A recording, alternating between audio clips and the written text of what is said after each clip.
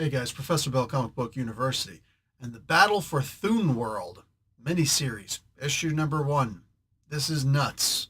This is a free comic book. This issue was put out for free, but it's a comic book series that's under the Mike Baron and Steve Rude Nexus, the newspaper strips, issue 1 of 5, and so on and so forth. There's a lot here. There's a whole lot here. I'm going to say this. As far as the comics is concerned, it wasn't bad. It's not my style, but if you really like that Flash Gordon-esque Land of the Lost, but in the future, well, actually, that was in the future with laser guns and stuff like that, and yet still just having fun with bicycles and politics of bicycles, of bicycle shops, I should say. This was a very outlandish, out there comic book, or, for a comic series, clearly neck and neck with a lot of heavy metal stuff, the heavy metal magazine stuff. I'm not going to say I liked it, but I sure as hell didn't hate it. It was enjoyable watching the characters, all this crazy stuff just kind of come together. This John Carter of Mars sort of thing. It was so much pulp. It was insane, right? It's like watching Conan the Barbarian chasing Attila the Hun on a tricycle with the rainbow streamers coming out, the handlebars, right? Ringing the bell with his other hand. Like, it was it's one of those things where it's like you have to look at it. You have to stop everything and just look at it. You might not understand it. It might not be something you appreciate, but you have to stop and look, right?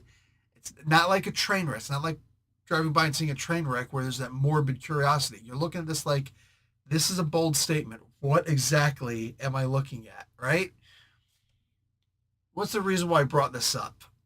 Because I'm on Facebook and all of a sudden a friend of mine, I am not going to mention who, I shouldn't even say he's a friend of mine. He's a friend on Facebook, Facebook friend. And he's actually a really cool guy, but I was surprised to see this post. This came out yesterday morning. He writes about the writer, Steve Rude. He says, Steve Rude is one of the most skilled and talented artists in our biz, a joy to behold. He has taken over writing of the newest Nexus miniseries and it is honestly the most incoherent babble nonsense ever written in the English language. I'm assuming it's English only because I recognize some of the words. Writing is a skill too, Steve. You cannot assume that you have any of the talent, skill set necessary just because you've included your word balloons or captions for 20 pages of your stunning and lush artwork.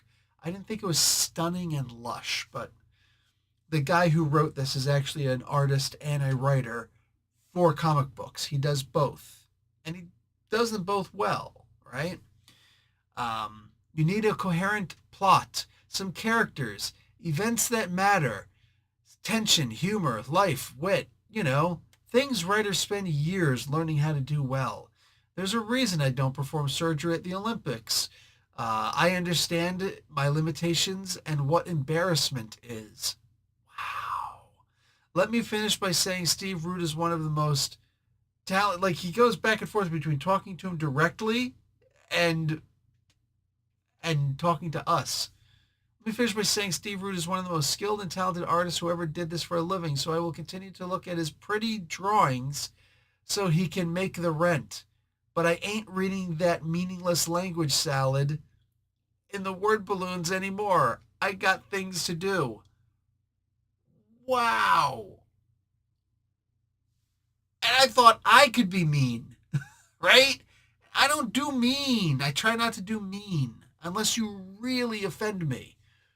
Maybe issue 2 would have really offended me, but here's what happened. And right away, there's a bunch of people saying, yeah, it's as bad as Todd McFarlane trying to do it. It's like, dude, stop. Stop. Please stop. Can we maybe I'm just getting old. That might be what it is. Testosterone's finally lowering and I can start thinking without being competitive and angry at things.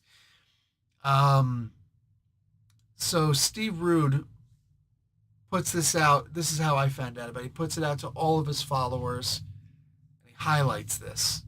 So I read, he says the guy's name. Thank you for taking the time to share your feedback. This guy's name is Steve Rude, by the way.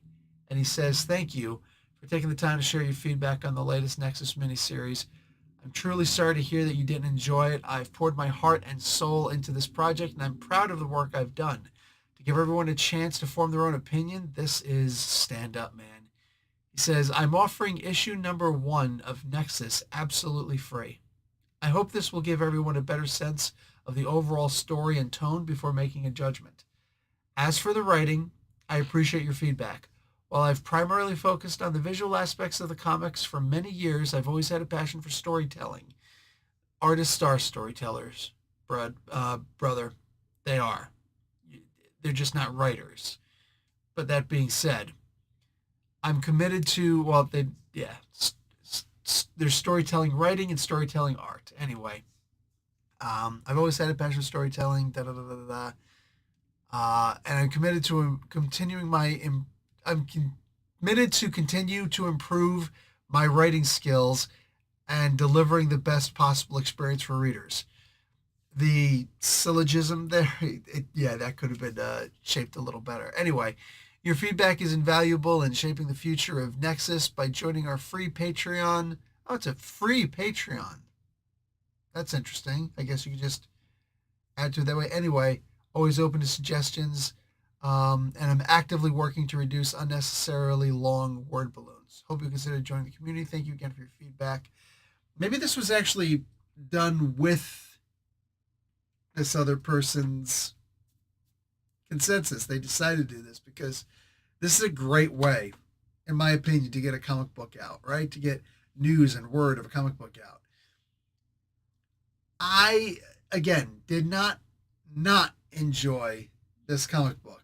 I thought that I'm not going to read any more of it because it's simply not geared to me, right? I'm not built that way to read these sort of things and find the humor or the, whatever.